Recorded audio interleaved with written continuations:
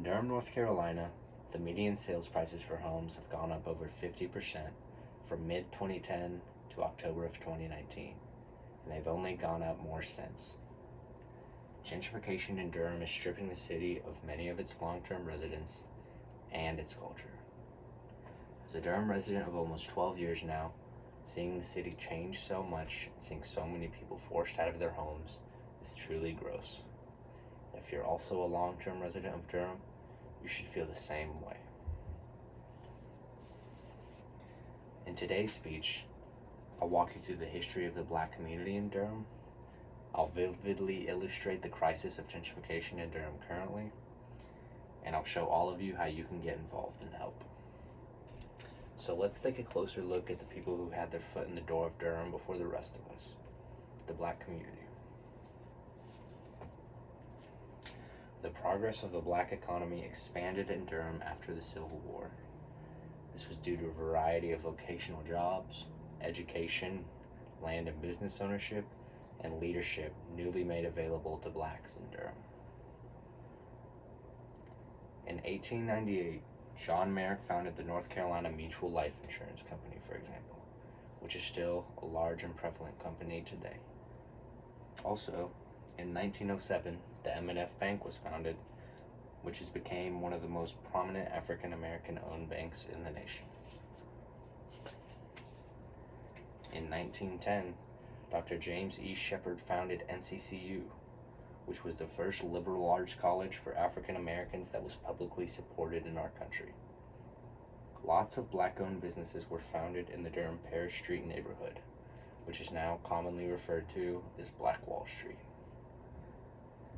Durham was a home for growth for the African American economy, but the history and growth have not been fully preserved. Let's dive further into the true issue here. The issue of gentrification first arose with the construction of the NC 147 Durham Freeway, which completely tore through the Haiti district.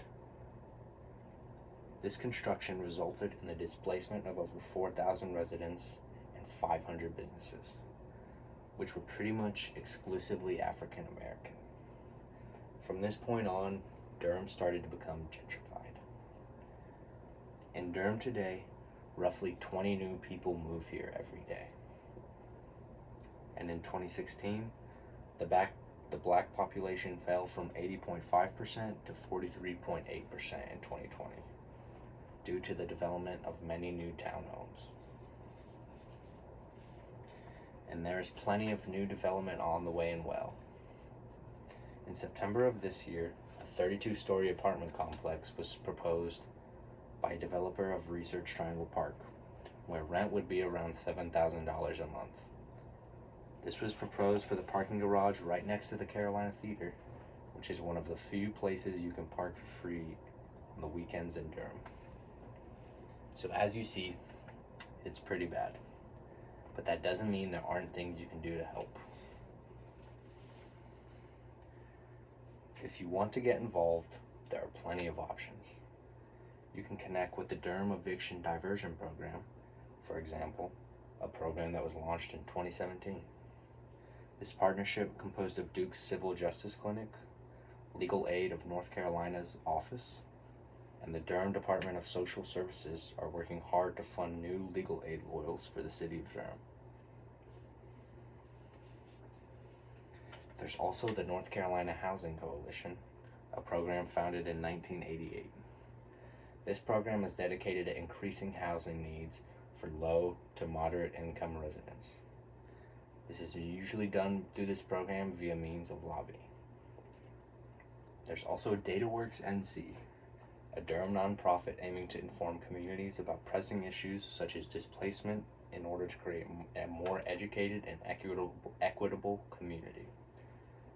So there's a plethora of options and programs to get connected with to help with this crisis in Durham. If you want even more options, visit disrupteddurham.com. So that is just a sliver of the picture. Gentrification has and will continue to wipe out what was once a commercial heart for the African American community in Durham. And it's still on the course today to do further damage. If you you really care about this city's history and this city's people, I urge you to get involved before it's too late.